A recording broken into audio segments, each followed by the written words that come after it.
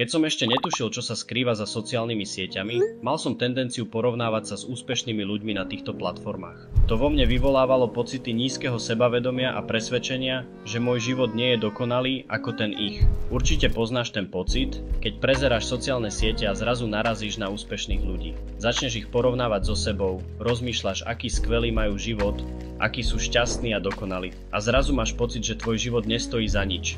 V dnešnej dobe máme čoraz väčšiu tendenciu porovnávať sa s úspešnými ľuďmi. To však často vedie k tomu, že začneme pochybovať o sebe, znižujeme si vlastné sebavedomie a prestávame si veriť. Podľa výskumov psychológie je nadmerné porovnávanie spojené s nižšou sebaúctou a vyšším rizikom úzkosti a depresie.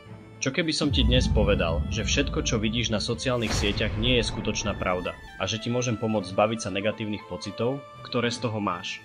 Začnem výskumom, na ktorom sa zúčastnilo takmer 2000 dobrovoľníkov. Výsledky ukázali, že tí, ktorí trávili na sociálnych sieťach najviac času, sa paradoxne cítili najviac osamelo. To nám jasne hovorí, že počet lajkov alebo sledovateľov neodzrkadľuje, či je človek šťastnejší alebo má kvalitnejší sociálny život ako ty.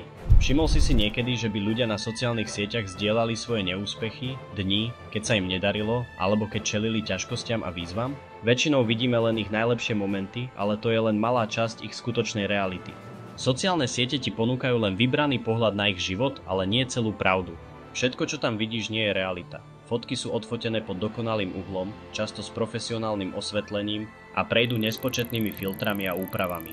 Ľudia sa snažia prezentovať tú najlepšiu, často umelú verziu svojho života, aby zapôsobili na ostatných. Často sa stáva, že ľudia strácajú svoju pravú identitu, pretože im príliš záleží na tom, čo si o nich myslia ostatní. V snahe získať uznanie prispôsobujú svoj život očakávaniam druhých a skrývajú, kým naozaj sú. Za dokonalými obrázkami sa tak často skrýva úplne iný príbeh, ktorý ostáva pred svetom skrytý.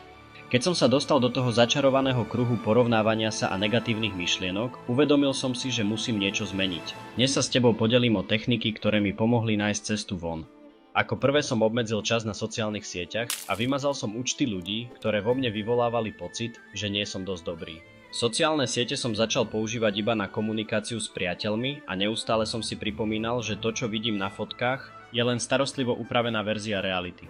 Namiesto porovnávania s inými som sa zameral na vlastný pokrok a naučil som sa porovnávať iba so sebou samým, s tým, kým som bol včera. Svoje sebavedomie som si budoval mimo sociálnych sietí a čas, ktorý som predtým strávil na Instagrame, som začal venovať aktivitám, ktoré ma skutočne naplňajú, ako cvičenie, učenie sa nových vecí a trávenie času s blízkymi.